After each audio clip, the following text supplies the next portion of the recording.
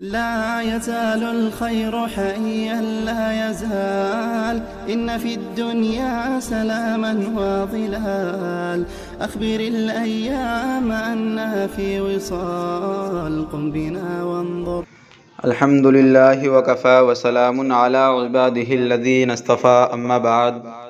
نماز کے آداب. قرأت کی سنتیں. نمبر 1 تعوذ یعنی اعوذ باللہ پڑھنا. نمبر 2 تسمیح یعنی بسم اللہ پڑھنا.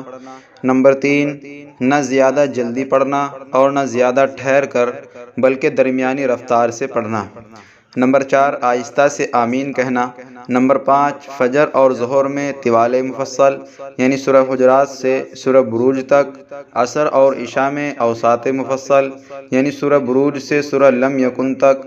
اور مغرب میں قصار مفصل یعنی سورہ لم یکن سے سورہ ناس تک